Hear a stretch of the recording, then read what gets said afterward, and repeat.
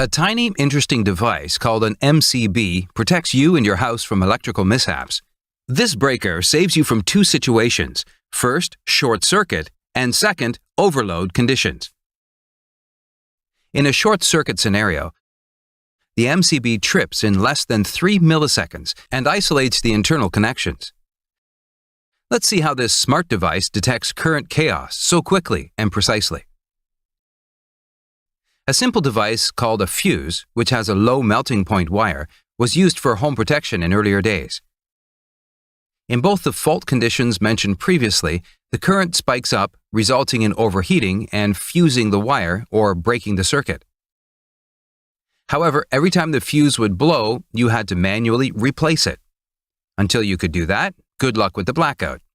This commonly occurring situation is why circuit breakers were invented. The circuit breaker is an automatic on-off mechanism that keeps one side of the wire moving and the other fixed. During an electric fault, if the circuit opens wide, we are done with the MCB design. After the fault ends, simply manually turn it on. Before getting more into the MCB design, a small note about the current direction. An MCB gets activated in less than 3 milliseconds, which is way lower than the half cycle time period of an alternating current. So it is okay to show the current flow in a single direction throughout the analysis. Now the question is, how does this system recognize the occurrence of an electric fault? The answer is that it has sensing elements which activates a triggering mechanism. Let's first see how we can design a super quick triggering mechanism which opens wide. A clever mechanism to achieve this objective is shown here. This mechanism has a lever to which a rectangular ring is connected, as shown. The rectangular ring is connected by 2 springs and a central lever. In this position, both the springs are in a neutral state. When the lever moves up, the bottom spring compresses and the top spring expands. The forces of both these springs are eventually transferred to the lever via the rectangular ring, and this force will be in the upward direction. As you can see, the rectangular ring is initially at a negative offset to the center of the lever. The torque produced by the force acting on the rectangular ring will be in the clockwise direction. If you release the lever in this position, this clockwise torque will bring the lever back to its initial position. However, if you push the lever farther up, do you notice anything peculiar about the offset distance? It suddenly becomes positive, which means that after a critical limit, the torque will act on it in a counterclockwise direction. When the MCB is on, this will be the position of the lever. The structure of the MCB will block the lever from rotating further counterclockwise. Now, if an external trigger turns the lever slightly, the torque on the lever suddenly becomes clockwise and the circuit opens wide quickly without the need of an external force. Here, as the operator pushes the lever down, you can see in ultra-slow motion how the mechanism operates in practice. After a small angle, the lever generates its own torque and then there is no need to apply external force. Now, the only question is, how can we generate this small input trigger or input motion when a fault occurs? The best answer is with an electromagnet. This coil produces magnetic fields proportional in nature to the current passing through them. As the current increases, the magnetic field becomes stronger. Throughout the video, note that in the case of a short circuit, the current rises up to 1,000 times in magnitude within milliseconds. This result generates a very strong magnetic field. An iron cylinder and pin is placed inside this electromagnet on a spring, slightly offset from its center. The strong magnetic field pulls the cylinder downward, thus pushing the pin.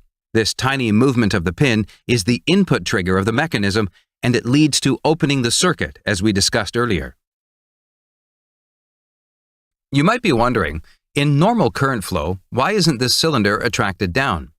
Well, the force in normal current flow is not high enough to overcome spring tension. whereas short circuit current can go up to 10 to 100 times the normal current. The force is quite high, so the circuit trips. The danger of fault is not over yet, folks. As soon as the contacts are opened, the current doesn't just stop flowing. The fault current is of large value and will lead to air discharge, or current will flow through the air. It is an amazing to watch and yet hazardous arc. To extinguish the arc, a component called an arc runner or arc chute is used. The arc chute is an arrangement of parallel plates arranged at small intervals. As the contacts separate, the heavy fault current flowing as an arc triggers a huge temperature rise that can cause damage. Therefore, this arc should be killed. Resistance increases with length and decreases with area. Here, we need increased resistance of the current which passes through air, which is why the distance between the contact points is kept high after the circuit opens. Since the air is hot, this arc will be pushed up. Later, the arc is divided into small chunks, thus reducing its area. With increased resistance, the arc dies away at current zero. Now let's see how the MCB prevents the second type of fault, an overload condition. An overload happens if you find yourself using a number of appliances at once. Since all the appliances in our houses are connected in parallel, such a scenario will lead to an increase in current. This is another dangerous scenario which we need to prevent. The current flow during a short circuit rises by 10 to 100 times the rated current, but in overload it only rises 2 to 5 times. You might think that use of a separate electromagnet with lesser operating rating may solve this issue, but it won't. Let's see why. The problem with this new coil for an overload condition is that it will get activated even if you simply start another electrical appliance. Fluorescent tubes, for example, carry an inrush current during startup that maintains for about 10 milliseconds and then goes back to normal. Therefore, using a lower-rated electromagnet will cause the breaker to trip unnecessarily when you start electrical appliances.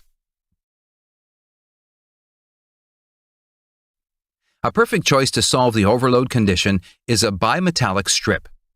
This sensor is a bit slower and offsets inrush currents, as it stays around for only 10 milliseconds.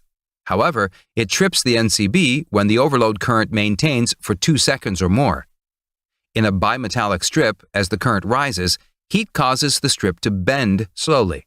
This occurrence pushes a C-shaped lever, and thus the main lever, down, and it thereby opens the contacts.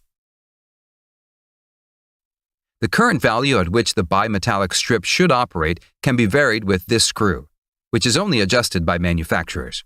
We hope you have now developed a good understanding of a miniature breaker. With this precisely designed device, you are safe from electrical disasters. Apart from MCB, we have other breaker types designed for different types of faults: RCD, ELCB, and MCCB. Don't forget to support us. Thank you.